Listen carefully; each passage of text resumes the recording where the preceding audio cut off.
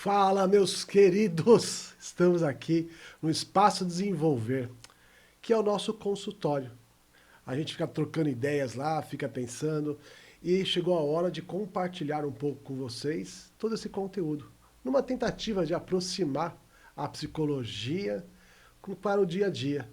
Esse é o nosso objetivo, uma terapia, uma psicologia humanizada, uma psicologia acolhedora. E para isso, nós começamos essa série de episódios mostrando para vocês um grande psicólogo, um cara sensacional. Está conosco já no consultório, mais ou menos, acho que uns 6, 7 anos. Então, um cara que sabe o que fala, é um cara que sabe se portar. E o que eu gosto dele é que, além dele ser um psicólogo clínico, ele também é psicólogo esportivo. Então, ele consegue fazer essa mistura, né, do esporte com disciplina, psicologia, motivação, né? E lembrando que a motivação muitas vezes acaba, mas a disciplina, ela te leva aonde a motivação, de novo, termina. E esse cara é um foco de disciplina. André Barros. O querido e amigo André. Conta um pouquinho, André, quem você é, como você começou, né? Eu sei que você tem duas filhas. Conta Isso. um pouquinho aí, você.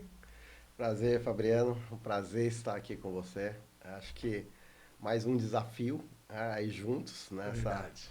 caminhada aí profissional. E só tenho que agradecer também por tudo que você já me fez aí, abrindo as portas várias vezes. Bem, sou André Barros,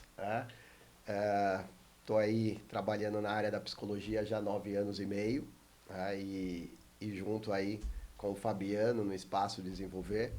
Sou casado com a Raquel, tenho dois filhos, o Daniel e a Ana, e nessa caminhada já foram muitas coisas, né? Comecei a trabalhar na área de ONG, né? Em serviço de acolhimento para crianças e adolescentes. Você acompanhou muito bem essa trajetória. E aí de lá fomos fazendo aí uma caminhada onde fui para a área clínica, onde estou até hoje, e também na área esportiva, atendendo atletas e no clube América Academy, que é um time de futebol em Santo André. Então eu já estou ali 3 anos com categorias de base, né, sub-8 até o sub-13. E também dando palestra em empresas também, já há 3 anos e meio, depois da pandemia, muitas empresas procuraram.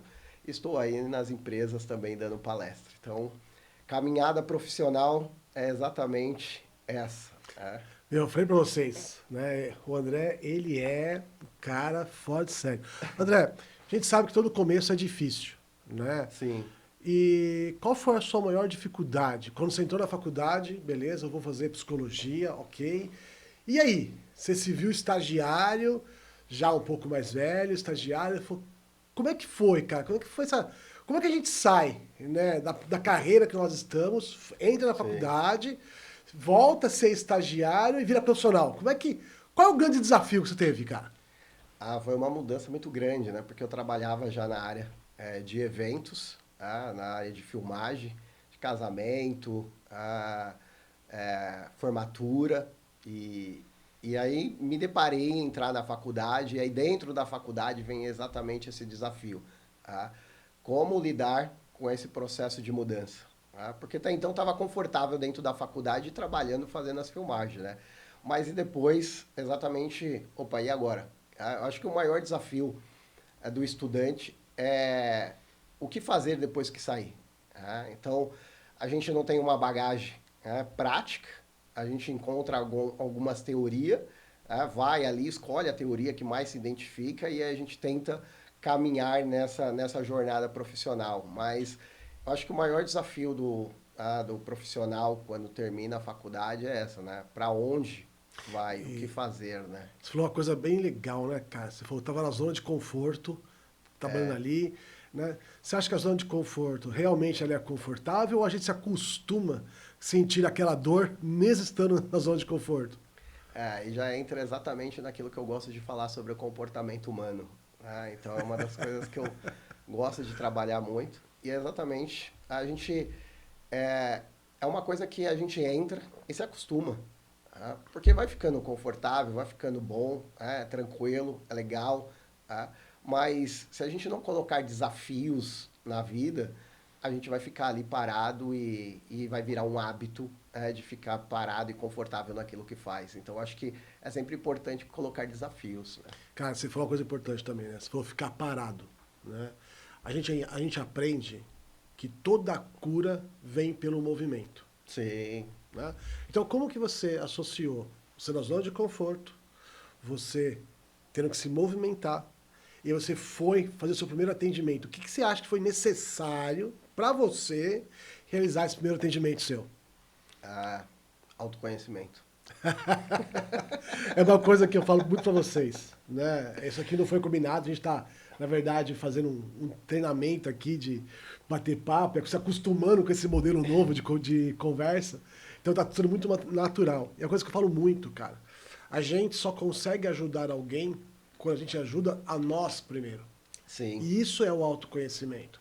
É quando você entende os seus pontos fracos, os seus pontos fortes, você busca essa evolução e as ferramentas que você consegue para você, né, ajudar você a crescer é as sim. ferramentas que você vai melhor usar com os seus pacientes, É. né? Nesse desafio de autoconhecimento, cara, que você, qual foi que você falou assim, cara, eu tinha um preconceito com isso e agora eu consigo quebrar essa barreira? Eu acho que nesse processo de autoconhecimento, de quebrar barreiras, acho que foi conseguir ouvir o outro. Eu acho que esse é o maior desafio dentro do processo de autoconhecimento, a gente parar para ouvir o outro. E você sabe muito bem, me acompanhou aí, e para quem não sabe, o Fabiano fez meus primeiros atendimentos aí acompanhando, né? Então, quando eu comecei a fazer atendimento psicológico, a gente, psicólogo, procura aí um supervisor, e na época procurei o Fabiano, que já tinha uma experiência muito grande no mercado, na área da psicologia, e foi exatamente nesse processo, né? Que aí é onde eu te procuro, porque o maior desafio, já estava com 2, 3 pacientes na época, e eu estava com algumas dificuldades. E aí você, nesse processo de procura, você exatamente começa a me caminhar a importância do autoconhecimento. Então, eu precisei parar ali para poder me conhecer, para conseguir o que você falou, né? A cura, né? Vai gerando cura, né? Então eu precisava de uma forma ou de outra é, me curar, porque a gente cresce como um papel em branco, né? Então, nesse papel em branco, a gente cresce com as pessoas falando, você é isso, você é aquilo, faz isso, faz aquilo. Então, a gente vai construindo, né, algo na nossa vida que a gente não sabe quem nós somos. E quando entra dentro do consultório, eu tenho uma pessoa que está ali necessitando exatamente desse autoconhecimento, e aí eu começo a olhar e falar assim, opa, peraí, eu também preciso aprender a escutar. Então, acho que esse é o maior desafio. Cara, é fantástico, né? Porque a gente entende que quando 2 ou 3 pessoas chegam até nós com a mesma queixa, ou se você está numa festa, por exemplo, e 2, 3 pessoas falam a mesma coisa, o mesmo exemplo, não pode ser coincidência. Aí é a sua energia, é Sim, Deus, é o universo. Eu não sei o que você vai querer falar de nome, mas eu chamo de sincronicidade. sim, É a vida trazendo para nós o que a gente precisa aprender. exatamente. Lembrando que toda lição dada, não aprendida, é repetida, repetida, até a gente aprender. Essa página em branco que você falou, e a cura gera mais cura, como você pode explora um pouco melhor, porque eu achei tão fantástico essa frase, a cura gera cura. Como que isso acontece no campo da psicologia? Eu acho que quando a gente fala de autoconhecimento, a gente está falando da capacidade de entender os nossos pensamentos, emoções, comportamentos, valores, crenças. E quando a gente começa a falar de cura, gera cura, né, eu acho que é exatamente isso. Eu precisava exatamente me curar de entender os meus pensamentos, as minhas emoções, os meus comportamentos, para que isso pudesse também auxiliar os pacientes também. Então, esse processo de cura gera cura entra exatamente nisso. Quanto mais nos conhecemos, né, que é o que eu sempre aprendi aí com você na caminhada, quanto mais nos conhecemos, mais a gente vai conseguir ter a capacidade, né, de lidar com o outro. Então, se eu falo a respeito de saúde mental, eu preciso ser a primeira pessoa a cuidar da saúde mental. Perfeito. Então, se eu falo de que o paciente precisa praticar atividade física, somos nós que precisamos também praticar atividade física. Então, eu aprendi muito na caminhada aí com você exatamente isso. Então, a importância do cuidado, não só da saúde mental, da alimentação, do sono, da família. Então, e aí esse autoconhecimento vem dessa situação. Uma coisa é a cura gera cura, né? Então, quando a gente começa a nos conhecer melhor, a nos curar dos nossos pensamentos negativos que não vai dar certo, e aí a gente começa, então, um processo de ajudar outras pessoas também. Nesse processo, lógico, você vai ajudando as pessoas vão se curando, e isso vai, de alguma forma, massageando o ego nosso. Sim. Tá? E esse ego, muitas vezes, ele vai se inflamando de intelectualidade. É isso, vai se inflamando de intelectualidade. E aí a gente começa já a atender a pessoa achando que a gente sabe alguma coisa. Como que você faz no seu consultório para calar seu ego intelectual e desenvolver a sua escuta ativa com o seu paciente? Nesse momento é um momento de olhar e perceber que não tem a ver conosco, mas tem a ver com o outro. Então, diminuir o ego, acho que é o maior desafio. E no processo, né, que eu fiz também em terapia, eu aprendi exatamente isso. Como não deixar com que o meu ego suba e entender que o outro que está ali na frente necessita desse processo e conseguir ter a escuta ativa. Então, o maior desafio para nós é exatamente isso, né? Porque a gente tem um conhecimento, que a gente tem o saber de todas as coisas, mas que a gente precisa também olhar o outro como um ser humano.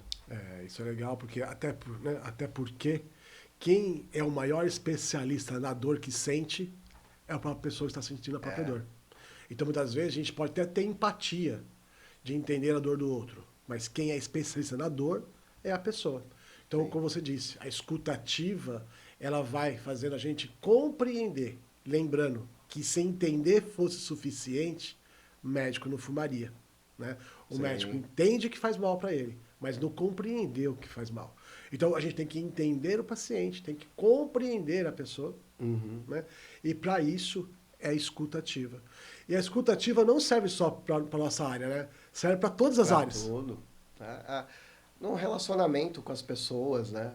Acho que esse é o maior desafio. Quando a gente está num processo de lidar com o outro e perceber que o outro necessita de uma ajuda. Então, vamos pensar num relacionamento, seja de família.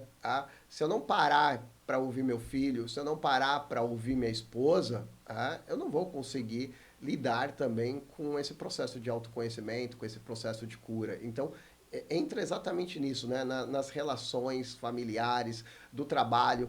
Acho que o maior desafio, a gente olha hoje, são pessoas dentro do ambiente de trabalho, uma não conseguindo ouvir a outra. Então, entra essa escutativa, a empatia, comunicação. Então, quanto mais eu me conheço, então, como que a gente observa que a gente não está bem? Quando a gente está em muitos conflitos, sofrimentos, e aí a gente percebe que a gente não está conseguindo lidar com aquilo. Então, há uma necessidade de, peraí, eu preciso ter uma reflexão, eu preciso olhar para mim. Então, nesse papel de ouvir, né, ou escutativo, sei falando, muitas vezes eu vou ouvir coisas desagradáveis. Isso. Muitas vezes eu não vou concordar. E como é que você lida quando você escuta com algo que você não concorda ou é algo que é desagradável para você? Como você lida com essa frustração sua?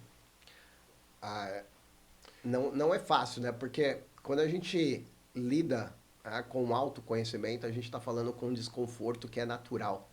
É você se expor a algo, tá? Que não te faz bem. Tá? Então, por exemplo, a ansiedade. Tá? Quando eu utilizo, tá, de algum mecanismo para fugir da ansiedade, tá, eu não estou lidando com ela, eu só estou fugindo. Então, lidar com a crítica, lidar com as situações do processo de escuta, de autoconhecimento, tá, não é fácil, porque você vai ouvir uma crítica. Tá? E aquilo vai afetar o quê? As suas crenças, os seus valores. Tá? E aí você começa muitas vezes o quê? A atacar em vez de você parar e falar assim, opa, peraí. Tá? O problema não é o outro. O problema é como, tá, eu lido com aquilo que está sendo gerado em mim. Tá?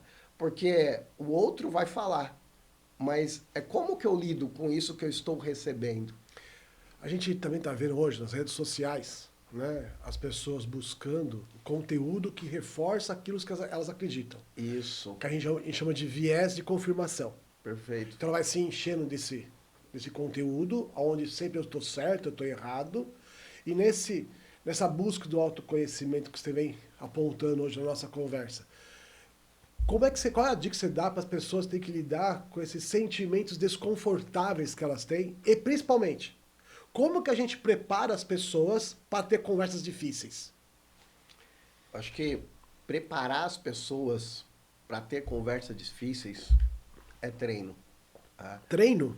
É porque quando a gente fala, né, da parte mental, é treino.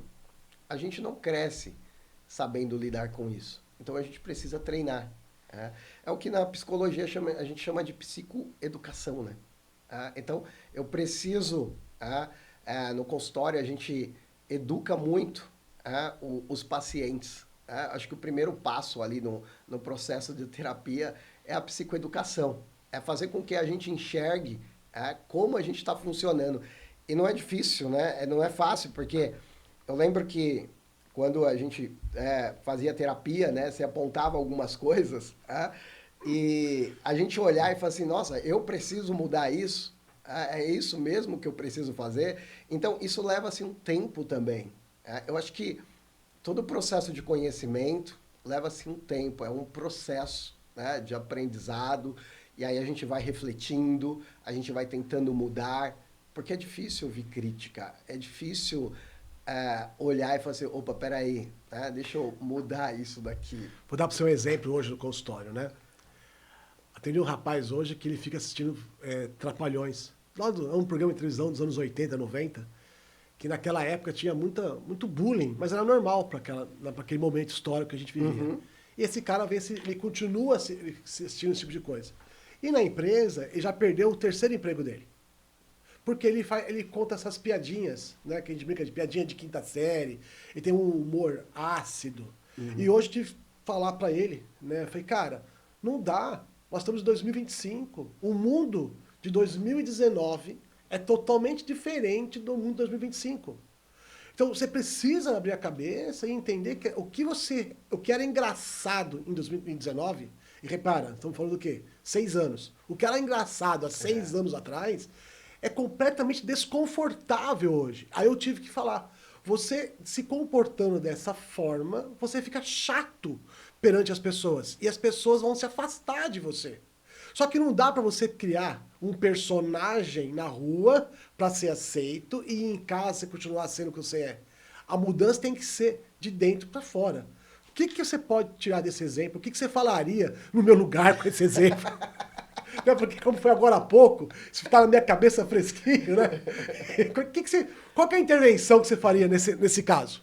A gente observa que muitas vezes a utilização de brincadeira é um comportamento, né, que a pessoa aprendeu para poder lidar com algumas situações. Então, eu não sei me colocar em algo, então eu utilizo, né, de uma brincadeira, de algumas situações para poder fugir daquilo que está sendo, como fala, exposto. Deu para entender mais ou menos, não? Deus está me falando que muitas vezes eu uso a brincadeira como uma fuga. Isso. Né? Uma tentativa de quebrar o gelo, tentativa de fazer conexão com o outro. Só que nessa eu vou deixando o outro constrangido. É, Porque a minha escuta não está ativa. não, Eu estou mais pensando como eu posso massagear meu ego e ser um cara engraçado do que eu, de fato, tentar ajudar a pessoa e construir algo positivo com ela. Perfeito. Então, a questão das piadinhas, elas entram muito, né, como algo desagradável. Agora, se você sabe o momento certo, a hora certa, e fazer uma né? intervenção onde essa intervenção ela acaba sendo positiva, né? Você quebra o gelo e você cria conexão. Só que para isso, é como você falou, autoconhecimento e escuta ativa. A importância, né, do autoconhecimento para saber o momento das brincadeiras. E aí o autoconhecimento traz exatamente isso, saber o seu limite. Então, qual é o meu limite? Até onde eu devo fazer as brincadeiras para lidar com aquelas situações e não deixar o ambiente desagradável.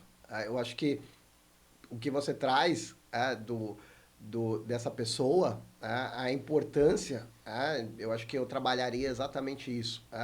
Saber se conhecer, saber lidar com os limites. Eu acho que saber o momento para fazer a brincadeira, eu acho que tudo isso é importante. Uma pessoa que escuta isso, né? Ela precisa mudar, né? Quais são... Tem alguma dica que a gente pode passar para o pessoal, né? De como eu me comportar numa situação dessa? Se eu estou me sentindo inseguro numa conversa, de vez eu colocar uma piadinha boba, né? Como é que eu lido com a minha insegurança nesse momento? Se eu estou numa entrevista de emprego, se eu estou dando um feedback para um colaborador meu, se eu estou fazendo uma terapia com um paciente meu, como é que eu lido com a minha insegurança sem precisar ter essas fugas e eu consigo ser mais assertivo? Tem um exercício, né, na terapia cognitiva comportamental que eu gosto de fazer com os pacientes, que é situação, pensamentos e reações. Tá? Eu preciso saber identificar situações. Tá? Então, a gente está num contexto aqui, né, do podcast, de entrevista. Eu preciso entender esse contexto. Tá? Eu preciso saber quais são os pensamentos que estão vindo na minha cabeça a respeito disso. Tá? E qual é a minha reação, né? Seja ela emocional, né? Eu estou ansioso, eu estou com raiva, eu estou triste. Observar a parte psicológica, a fisiológica. Tá? Então, eu saber, meu coração está disparando, tá? Eu estou tremendo. Tudo isso é autoconhecimento e qual é o meu comportamento depois. Então, é um exercício que eu gosto, né, de fazer com os pacientes exatamente isso, né? Fazer com que eles se conheçam. E nada melhor também do que um feedback. Como eu falei, né, no início do processo, tá, da minha caminhada profissional, você me auxiliou muito nesse processo, porque eu precisava de alguém em quem eu confiava para dar um feedback, porque receber um feedback é exatamente muito importante. Tá? Porque o outro vai trazer para nós o que precisamos melhorar, o que precisamos nos desenvolver. E aí entra uma outra coisa que eu vejo que é legal, que é escrever um diário. Tá? Você escrever como foi o seu dia, o que você fez, como que você reagiu diante daquela situação, se você discutiu, se você brigou, se você fez piadinha. Então, eu acho que é um exercício legal de estar fazendo, de escrever. E isso vai fazendo com que você reflita a respeito de como você está agindo diante de algumas situações. Gustavo está me falando que a verdade é nunca absoluta, né? Que a verdade é um ponto de vista. E o feedback vai ajudar a gente a entender verdades que a gente não consegue enxergar. Hoje, né, dando outro exemplo para você, eu quero ver a sua opinião sobre isso. Então, entendi um cara, um executivo, que falou que queria mudar de emprego. Porque para ele estava ruim lá. Eu falei, cara, como tá ruim? Você está ficando 3 dias em casa, 2 dias no escritório, seu salário tá em dia, você está evoluindo, não está ruim. Você quer melhorar a sua vida. Né? Só que se você focar que está ruim, parece que tudo que você fez até agora não serviu de nada. Se você focar que você quer melhorar a sua vida, dá uma sensação para você de construção. Porque sempre pode ser melhor. Mas essa busca de cada vez ser melhor, eu uso algo né? Agora há pouco a gente falamos de viés de confirmação. Sim. Tem um outro viés, que é o viés de negatividade. Que a gente Também. sempre olha aquilo que é ruim. E não importa quantas coisas boas aconteçam na minha vida. Eu sempre vou olhar aquilo e falar, tá vendo? Ó, aquilo é ruim.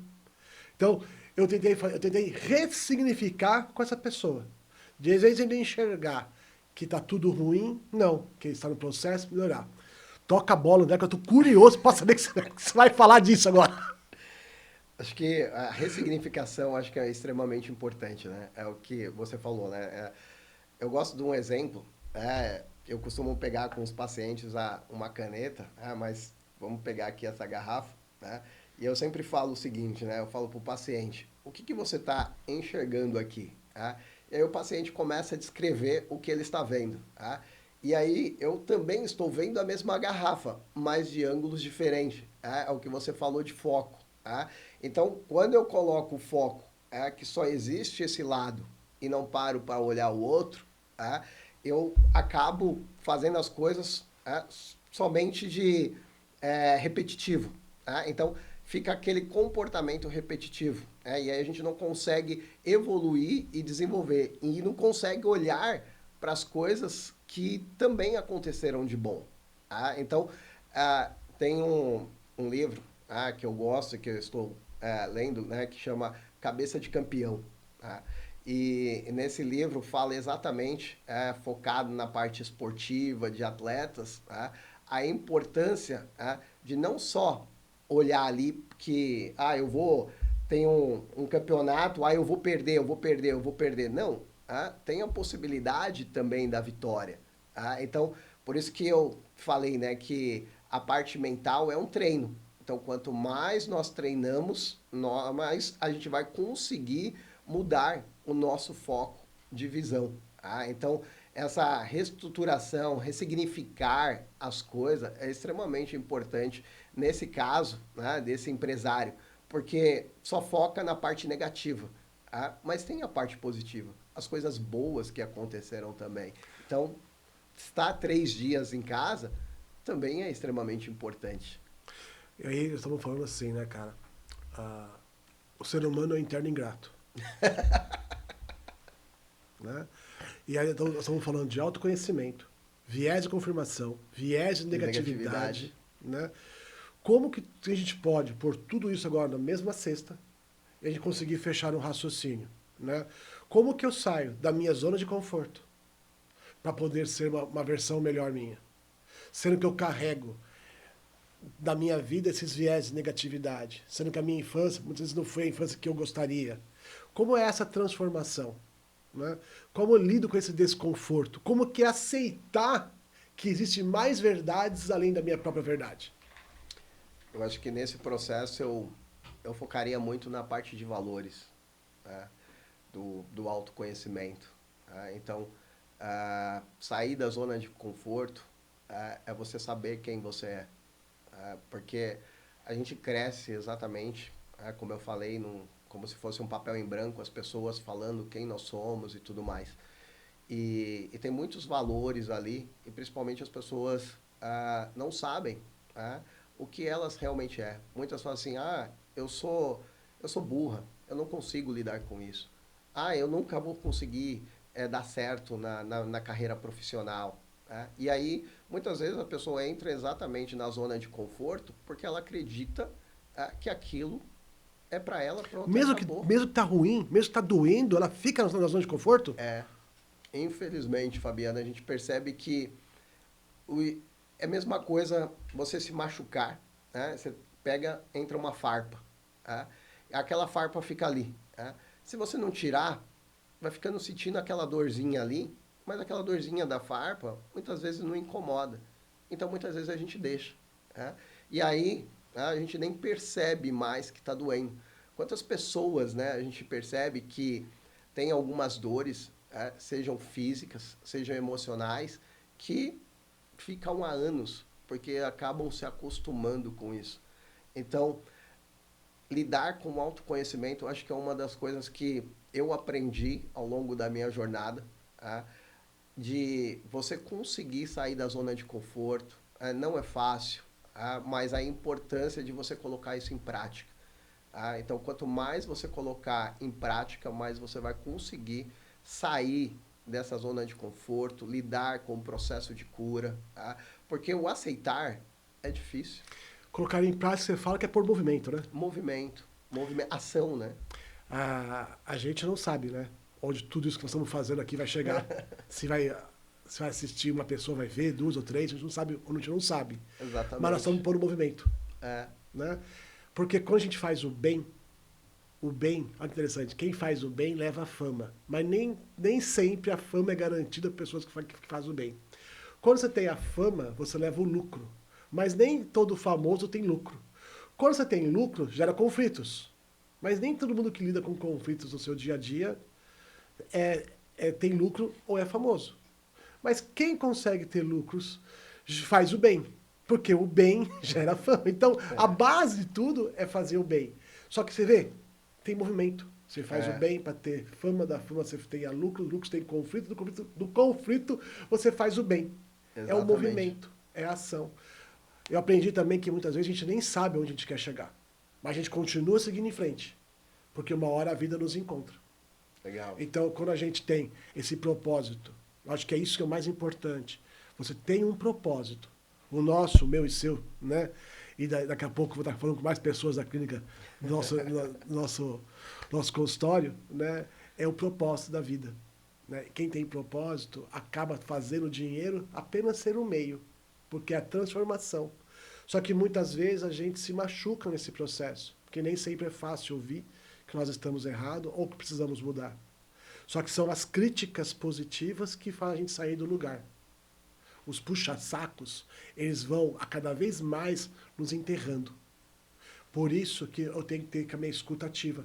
Foi o que você brilhantemente falou. A escuta faz eu entender. Se duas ou três pessoas estão falando a mesma coisa, quem tem que ouvir sou eu.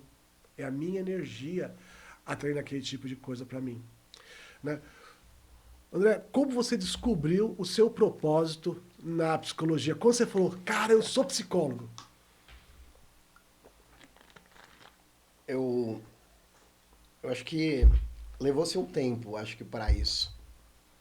Porque no primeiro momento, né, eu estava indo, né, estava caminhando no processo profissional, né, mas ainda não conseguia entender aquilo que eu estava fazendo. Eu acho que na minha caminhada, eu acho que tem alguns casos dentro do consultório, né, que vão vindo e vão aparecendo e que vai nos fazendo cada vez mais sentido. E tem algumas situações que aconteceram, né, onde, depois de um tempo, alguns pacientes, a gente sabe que depois que sai do processo de terapia, alguns mandam mensagem falando das suas conquistas, que tudo aquilo que passou é grato pelo momento que teve de terapia. Então, acho que quando eu comecei a ter esses retornos, e ver os pacientes evoluindo, eu olhei e falei assim, eu nasci para isso. Eu nunca me esqueço da sua história, né?